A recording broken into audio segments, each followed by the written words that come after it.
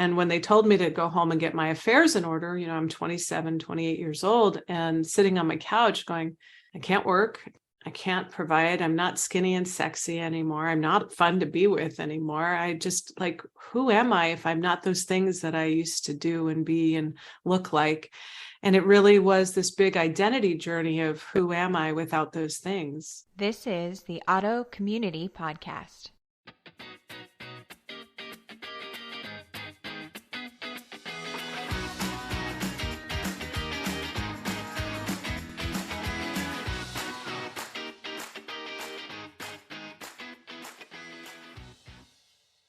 All interviews presented on the Auto Community Podcast are designed to provide information and inspiration only. Guests of the podcast may present opinions and anecdotes that are solely their own. And as always, before beginning any treatment protocol, consult with your preferred medical provider. Hello, everybody. Welcome to the Auto Community Podcast. My name is Erin, and today I have a very special person with me, Stacey Robbins. Stacey and we met quite some time ago via Facebook. I believe we had some mutual friends. We've spoken on the phone. We've kind of become kindred spirits over the years. And I'm really excited to have her on today. Welcome, Stacey. Thank you, Erin. And we had a near miss in Austin when I went to the wrong restaurant. we almost had lunch and margaritas together. Almost. It was, a mere 20 minutes or so. Hopefully soon. But yeah, so Stacey, tell me a little bit about your story. How did you get started in what you do now? I know you began early life as a musician, and now you're doing something a little bit different. So can you explain what that journey was like for you? Sure. So I went from being a professional musician from the time I was 15 years old and living on the East Coast, and then moved to California when I was 18 and traveled all within California, different agents booking me at hotels and restaurants. And then I was in the studio recording, and I just kind of lived this really, it wasn't a famous life. But it was a really fun, steady musician, gigging, meeting great people. And that was my full-time living. And I did that for many years throughout the process of me meeting my husband at the young age of when I was 18 and he was 19, and he was a saxophone player and so damn cute. And then we eloped when we were 20 and 21, and then lived this treacherous, chaotic life for many years. But beautiful music, beautiful people, and a hot mess because of all the Samsonite luggage we brought into our relationship. And then around the year of 25, 26 years old, we'd been together a while. We were working through some hard things that he was going through that were kind of in the shadows of his life. And then I started having a lot of symptoms. This perfect storm of things converged where, I was hit in the first of 2 car accidents. He and I were separated while we were going through some healing process. And then my dad began the process of dying at the young age of 49. And it was all these things converging with this high amount of stress and me working about 80 hours a week and booked 2 years in advance for engagements. And it was just a lot of stress. And what ended up happening was these symptoms of losing my energy and my hair drying out and looking like a Brillo pad instead of that soft, shiny, blonde, pretty hair I had. Started losing the edges of my eyebrows and started gaining weight and having stomach upsets and things that I never had. And all of a sudden my life was interrupted by all these symptoms. And so I did what most people do. I went to the doctors and then I was, they were concerned at first because here I was, this vibrant young woman who had a very vibrant life. And they were like, okay, let's run tests, but none of the tests were showing anything conclusive. So, it started with, well, let's put you on this med. And it became the practice of medical practice, and putting me on 9 different meds that could cause a stroke with all the contraindications. But then it was like I had gained over 100 pounds, and they were telling me it was all in my head. And then the tables turned from it's all in your head to a couple months later, oh, we don't know what you have, but you're dying.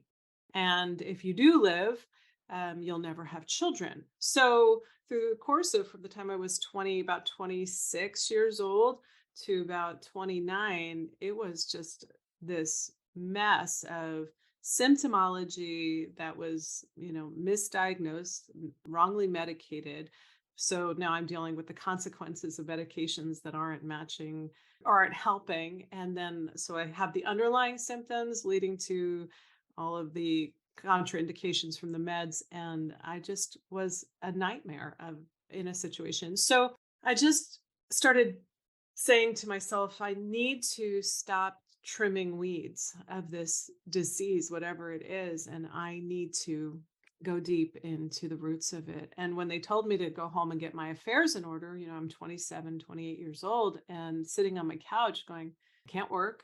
I can't provide. I'm not skinny and sexy anymore. I'm not fun to be with anymore. I just who am I if I'm not those things that I used to do and be and look like? And it really was this big identity journey of who am I without those things?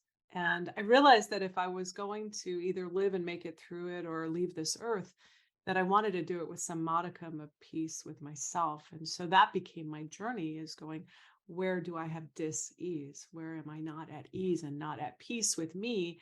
And so that began this rabbit hole of who am I and where did my ideas about myself come from?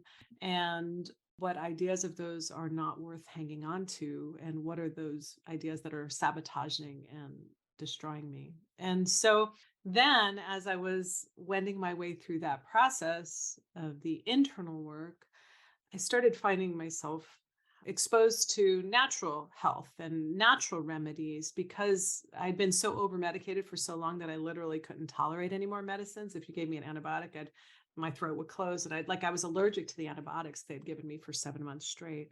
And so I was like, well, what's a natural antibiotic? So I started just this inquiry as I was going through all this identity reevaluation and reassessment.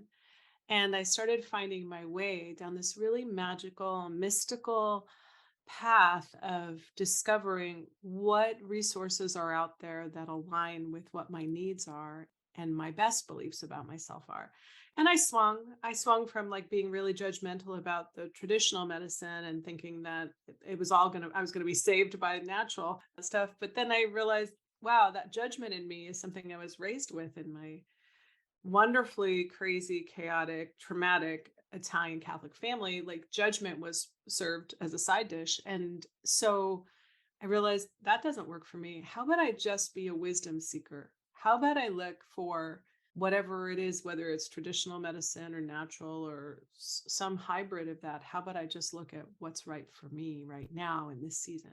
And I think, sorry to interrupt, but I think that's okay. such an important point that people along the way miss. And ultimately, the majority of the doctors that we seek out initially typically tend to be more conventionally minded. However, a lot of them just don't have the tools within their toolbox to be able to help.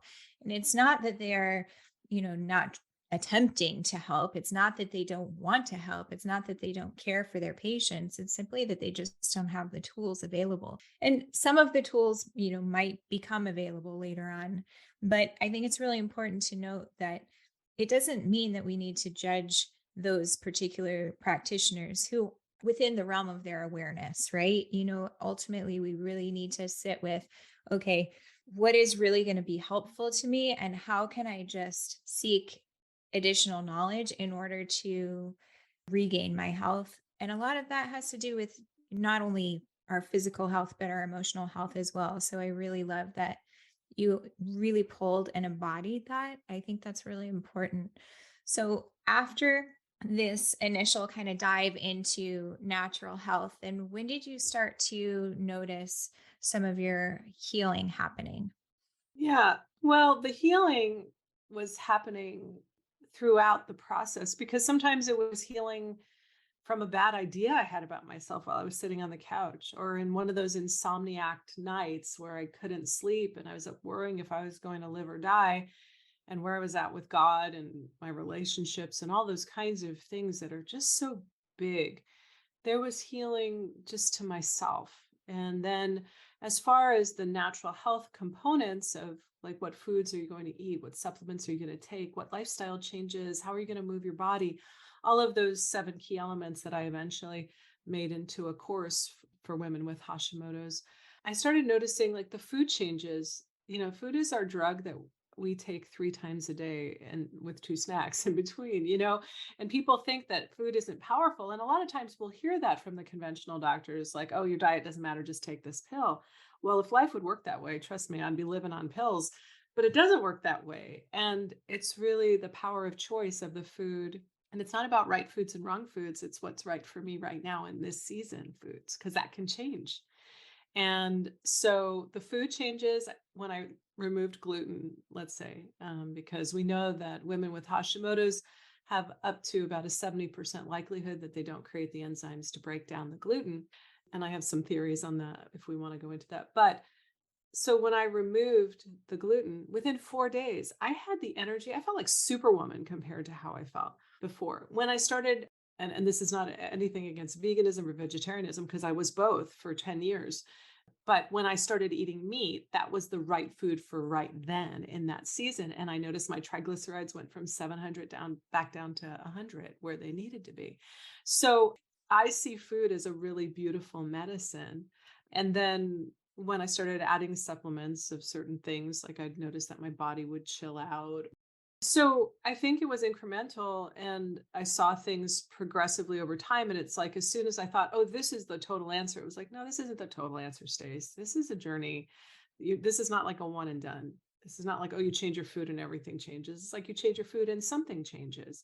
And then you go, oh, okay, well, I can't eat a certain way and then have a crappy lifestyle. Okay, I've got to go to bed at a certain time and heal my adrenals.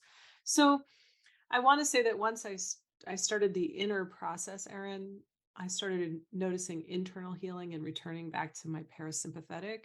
Coming out of fight or flight meant the cortisol wasn't surging through my veins, and I wasn't totally depleted in B and my iron anymore in the same way. And so that helped. And then the food changes were probably the next significant help when I did candida programs or gluten-free, dairy-free, soy-free, egg-free, like when I did that really strong elimination diet, and then reintroduce foods back in to see what works and what doesn't. Mhm. And so, yeah, it was a process over time.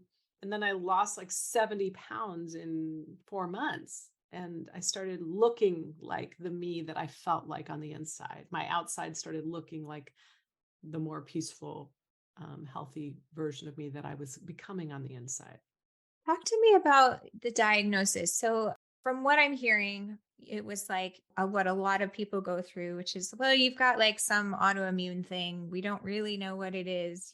You might have lupus or MS or, Hashimoto's or, all of these terms that become very overwhelming and frustrating because a lot of times we're exhibiting symptoms of any and all of these potential diagnoses. So, what was it like for you when you finally received any kind of diagnosis, when somebody finally said, you know what, you have Hashimoto's?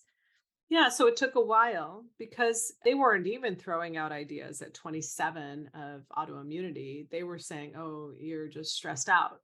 And then when I started gaining weight, they were like, oh, it's because you're fat. It was like, no, I was thin and having symptoms. Now this is just another symptom. So I felt like there were all these flares that were always getting thrown. And we know now that it takes between 2 and 7 years sometimes for someone to get diagnosed properly with Hashimoto's, because it doesn't express on the lab work at the same time it expresses in symptomology. You could be having symptomology and have within normal range, but not optimal range labs. And then what happened was my first indicator was high cholesterol. If you read back to Mark Starr's book from, a couple decades ago about autoimmunity and Hashimoto's, before the pharmaceutical companies were subsidizing the medical universities taught doctors that the first sign of hypothyroidism is elevated cholesterol, and they would give natural porcine. But when the pharmaceutical companies subsidized medical universities, then the doctors were trained to see that high cholesterol needed a statin. And so we were missing the thyroid component in the whole aspect of either hypothyroidism or the autoimmune issue of Hashimoto's, which is not a thyroid issue at root. It is a autoimmune issue that attacks a protein in the thyroid. So then I eventually probably took 3 years, 4 years, 26, 4 years. And I got a diagnosis. It was this really casual thing. I was up at a new doctor at UCLA Med. really great endocrinologist there I had switched to. And he said, oh, yeah, well, you've got Hashimoto's and PCOS. That's why you have infertility. He's like, just keep trying and having fun. And I was like, wait, what? I have Hashimoto's? What's that? And he's like, well, we really don't know what it is. And we don't know why you've got it. But, here you go. And it became a name. So I had to and this was before the internet. This was before www.letsmakeiteasyforstacey.com. It was like, I'm going to health food stores and pulling a little like tag off of a flyer and calling some phone number of some random person going, do you have a health conference coming up, or can I meet you at the health food store? I'd read something in the back of a book that I got in a library or at Borders. And by the way, you weren't allowed to sit in the bookstore and read a book. They would remove the chairs. It's not like it is today where you're like, hey, grab a book and bend the pages and break the spine and have a cup of coffee and then put the book back on the shelf. It wasn't like that. It was like if you sat on the floor looking at a book, you had to either buy it or leave. Mm-hmm. And so I would just hunt through the library with brain fog, with fear, with worry, with not a lot of capacity, but a lot of willfulness to find out. And so once I heard that there was a diagnosis, there was both relief and sadness and confusion. I was like, oh, it's not all in my head, which is why I wrote the book, You're Not Crazy and You're Not Alone, because you feel crazy and alone. And then once you're given the diagnosis, you're like, well, geez, that sucks. I have something, but I'm relieved to know it's not in my head. But okay, what is it? And so that began the next rabbit hole of what is this? How did I get it? How do I get rid of it? And what's out there about it? And what's in me to discover what I'm not finding outside of me? Mm-hmm. I think that's so important. There's a definite sense of relief when it comes to finally being almost vindicated for all of the people who told you you're crazy, it's in your head. I know for myself with my son, it was, well, you coddled him, or it has to do with your parenting skills. It has to do with, the way that he was raised and all of these things. And I knew that wasn't true, but at the same time, finally having that recognition from some external source was a definite relief. But again, like you said, there was still a lot of grief, a lot of pain, a lot of frustration with the fact that why hadn't anybody come up with this answer before? Why did we have to suffer for such a long time before somebody could finally give me at least one potential answer? And so I think that's a really huge thing. And it's incredible to acknowledge that once we receive that information, how we take it in is huge. Because I know some people will become very reliant on that diagnosis. For example, I know that it's difficult not to fall into that trap sometimes. And it sometimes will put blinders on people, because at that point now you're only looking at that diagnosis and you're not able to kind of see the forest for the trees. So after that initial diagnosis and along your healing journey, I know that you were wanting to conceive, and that's a really big deal for a lot of people struggling with autoimmune issues. So what was that journey like for you, and how much longer did that process take? Because I know you have two beautiful boys. So Yeah, the punchline is really great on that one.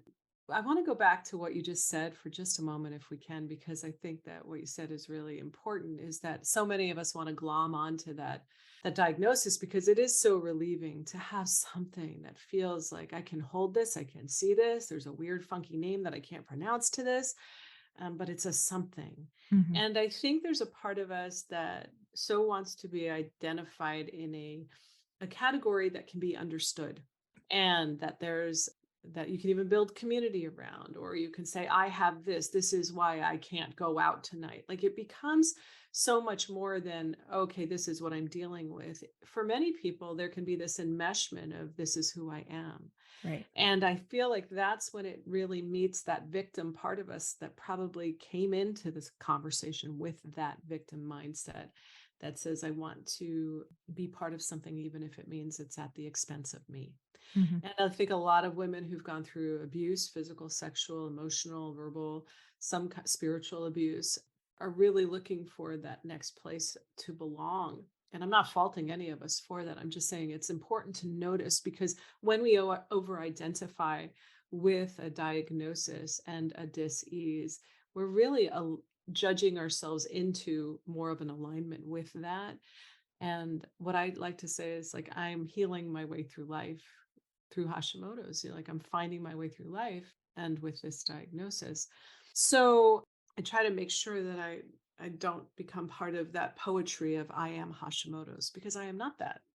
I believe that I am the essence of love, and that is eternal. And I don't want to put a temporary label on anything that I am eternal about, because that could be healed in a second, but I'll never stop being divine love in my essence. So I try to remember that. And then, as far as, if that's okay if I segue now to the question you Sure. asked about the boys. Yeah, so there I was around 29, 30 years old, and I was like, oh, okay, do I even want children?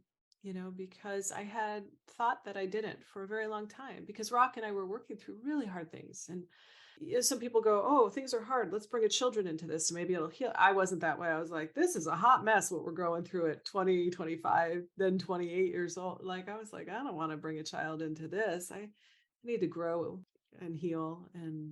And so what happened was, I realized that I had ideas about having children, and I wanted to heal those ideas too. So I heard of this place in in Georgia. And I ended up going there for a couple of weeks. It was a religious place, which matched where I was at that time. And it dealt with things like unforgiveness, bitterness, resentment, anger, all of these things. And I was like, oh yeah, no, I'm good. I want to wait. I want to get to the day on fear, which was the last 2 days of the 2-week conference. I'm like, because that's really what I'm dealing with. I'm afraid of flying. I'm afraid of now driving on the freeway. Like, I started becoming agoraphobic. My fear, I used to be this really expansive person who would do almost anything. And then here I was, like, holing up in my house, feeling afraid to just kind of leave or go anywhere. And so I wanted to deal with the fear, because I really believed that fear was one of the roots of why my system was on overload and misfiring against my thyroid. And so I went to that place, but I did sit through all the sessions on unforgiveness and bitterness, and there was something for me in all of them. And when I got to the day on bitterness, they talked about infertility. And, this is one of those sacred cow moments, because it's really hard to talk about things sometimes when people want to say it's just genetics or it's just physical. But I believe that we are so many more layers than just our physical. I believe that we were energy before matter. And so it's like dealing with the energy and the thoughts and those kinds of things is my paradigm. And so when I heard about that, a lot of women who were in conflict with other women dealt with either breast cysts, breast cancer, ovarian cysts, ovarian cancer, and infertility was the last one that went ding, ding, ding.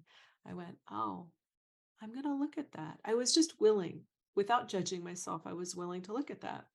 So I went down that road of, like, who am I in conflict with? And really, I've got a lot of women in my Italian family, and grudges are just, like I said, judgments and grudges, side dishes to our great Italian feast. But there was nobody. I had really done a lot of spiritual work in those previous years. I went to bed and I had prayed, show me, Spirit, where I'm at. And who am I in conflict with? And I woke up the next morning and I pulled one of the women counselors aside and I said, could it be me? Could I be the woman I'm in conflict with? And she said, absolutely. I said, Mhm. because when I hear that God loves people, I believe it for someone else, but not for me. It's almost like I'm in this, like I'm in prison, and there's this glass wall between me and whoever's visiting me, whether it's God or my husband, or it's like I can see their love, but I can't feel it. Mhm. And then in that same time with her, I just said, and I released my ideas about what children are or aren't to me. So if this is the plan, then if it's good for me, then I welcome anything that's good for me, if it includes children or not children. And so I walked away with a different piece that day. And when I came home, I started having dreams about having children. I went to Hawaii to do music, and I had a dream that I had this really ugly baby climb out of my stomach, really ugly. I couldn't even tell what gender it was. Like, oh my gosh. But I wept with love, and I said, is this what it feels like to love somebody, no matter how ugly they are? And I said, God, do you feel this way about me in my ugly places? And I didn't know if it was just a spiritual message about love or if it was about a baby.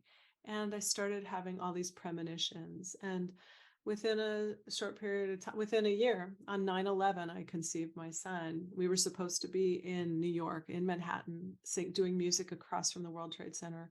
And yeah, across from the Twin Towers. And that's where our team was. And they had switched me about 6 weeks before to El Paso, Texas. Not an illustrious place to be, but a really better place to be than Manhattan. Yeah. And on the morning of 9/11, I woke up and we made love, and I went, I just got pregnant. And I'd just been tested 5 days before by my gynecologist. She said, you're not pregnant. You're probably not going to be. Let me give you the name of a specialist. And I hand all the pills and everything back to my husband that Friday before we flew out. And I said, I don't want to stand on my head to have a baby. I don't want to turn our bedroom, which has healed, into a circus again. If we're going to have kids, we're going to have kids, right? Let's just keep having fun. That's And awesome. 9/11 was that day Caleb entered my being. That's so amazing. I love that story. And then again with Seth, right? So, and Stacey, you have two amazing children who I can't imagine, I'm sure you can't either, living your life without them. They are just brilliant lights. So, yeah, so it's just was obviously meant to be. Yeah, homeschooling, hybrid life, Waldorf, like a little bit of everything thrown in. And I looked at them last night. We were watching The Secret Life of Walter Mitty. We were sitting down. Rock flew to Houston for some business, and we put him on the plane, and it was raining outside, and we just watched the movie. And I just turned to look at Seth, who's 18, and I looked at Caleb on my left, who's back home from college at 20, and Seth looked at me. He's like, "What?" I said, "I can't believe this is my life. Like, after the life that I had, I cannot believe that I get to know this kind of healthy love in my life. And that it came out of me. That's crazy to me." That's amazing. Making me teary. I know. So, how are you now with the wisdom that you've gained on your journey, assisting others who are perhaps not in such a healthy, happy place? People that are really struggling, whether it be with Hashimoto's or other autoimmune disease, or just with traumas or difficulty in their lives. What are you doing to spread that happiness, that health throughout this planet? Yeah. Well, I can't help but share. And I've always shared, whether it was one thing in the doctor's office that I overheard someone say, and then I met someone at a grocery store and I thought, this might help you. Like, it's always my heart to transmute the pain into something beautiful, to take the ashes and turn them into beauty, and the pain into wisdom, and the fear into love. Like, that is my heart of hearts. And that is actually a very healing thing for me too, to be able to say what I went through was really, really hard. But it wasn't just for me. And it's not just about what's hard, because hard is temporary and healing is eternal. Love is eternal. So I just really love turning it into the communications through my books, through the coaching that I do. I became a certified health coach with Dr. Sears. I became, certified in yoga, not because I'm a big yoga teacher, but I love the principles of the sutras, and I love wisdom principles. I always have, whether it's from the Bible or from or yoga or whatever it is, wherever it is. I'm not a religious person, but I'm a very mystical person. So, and in this modern mystic role, I'll take everything and I'll convert it into wisdom. And what happens is I end up, and this word is kind of controversial, so forgive me if it is, but like, I'll end up channeling for the person in front of me. So when somebody comes to me coaching, not only do I have now 27 years of counseling people under my belt, and 54 years of life and wisdom that I've curated, but I'm able to hear on many different layers on behalf of that person.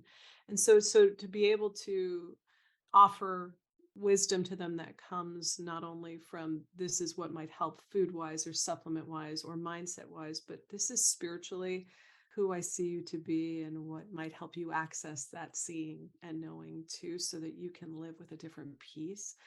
That is really the juice for me. That's the bomb. And then I also bring women on my Italian retreats, which, I went from, like I said, being afraid to get in a car or getting on a plane, and now I fly all over. And I do healing treatments all over. I was in 2 months in the Netherlands, and I do healing treatments in Italy or England. And I go all over, and then I bring women with me because that's my heart. It's like, if I figured out how to climb this mountain and you don't have to go the long, hard way to get the view that I did, I want to bring you there too. So I created Italian retreats for women with autoimmune conditions or not. And gosh, we have a great time. I bring them to experiences, but it's not that red flag kind of like, everybody follow me. And we're this herd of people getting off of a bus, because that's so stressful. But it's like beautiful accommodations, villas, aristocratic residences, like really lovely, but not pretentious at all, I promise.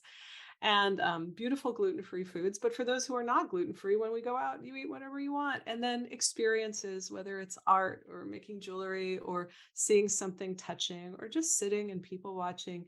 I I create something with, I'm a big intention setter. So I create a different intention for every retreat in Florence, Puglia. This is my roots. My family's 100% Italian. This is where my family lives. And so I get to bring people to my soul home. I Hmm. leave my physical home of California that I love and then go to my soul home in Italy and take you with me. So, yeah. And my big goal always is to help create an experience where you can encounter you, whether it's Hmm. through my books, my coaching, or the retreats.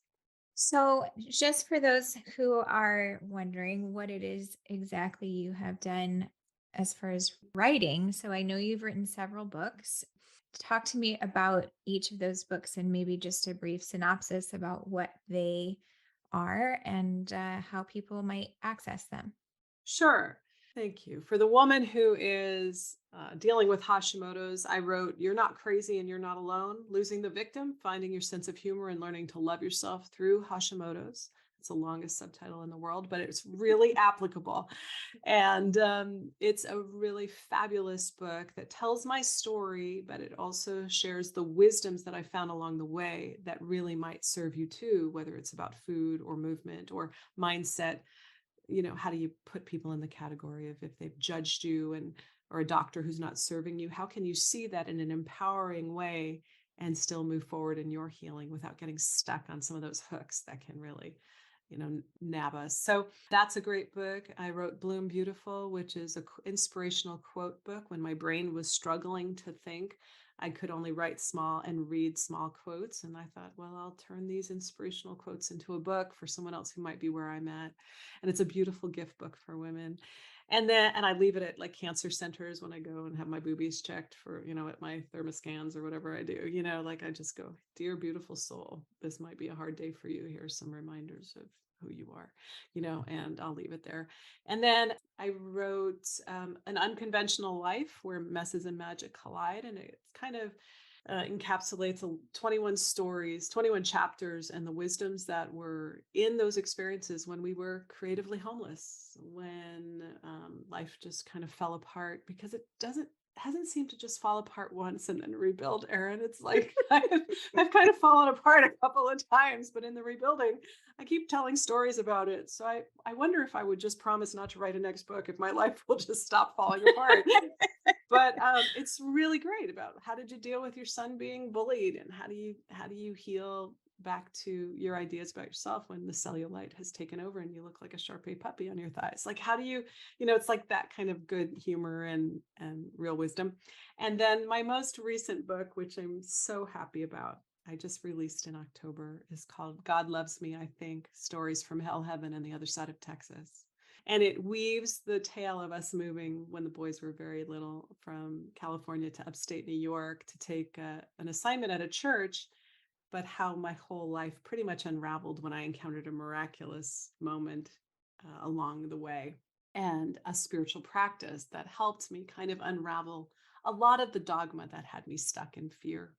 So it talks about the trauma of the past, and then it talks about just so many good things that are really real, because a lot of us have lived very messy lives as women, and we're like, what do I do with that pain? And this book kind of pulls all that together. So, on what to do with it to make your life beautiful. So, yeah, that's it in a nutshell. And it's a pretty big nut. But one thing I do want to mention is that I have a beautiful course for women with Hashimoto's, and it's like half price. My husband and I committed to making it like as doable as possible. And it talks about the 7 key elements that helped me put Hashimoto's into remission. And it's what I found over the course of 27 years of research and experimentation and over $200,000 spent. So we just want to help people not go the long, hard way like I did. So it's all there on the website. Yeah, and that website is staceyrobbins.com. It's Stacey with an E, and Robbins is 2 B's and 1 N, just for those of you who are listening only. And of course, I'll always put everything in the show notes, so you can go ahead and look below to find that information. Stacey, what else would you like to tell our listeners today, those that perhaps are in a more difficult moment, those that might feel crazy, that might feel alone, that might feel like the world is collapsing in on them? Is there something you might impart upon them? Yes. A Course in Miracles says that we're here to heal. And there's something that is really comforting about that when we're in those times that feel like the itchy, scratchy, red burning, uncomfortable parts of the healing journey. It doesn't mean that you're not on the healing journey. It means you're probably in the middle of it, and to just keep going.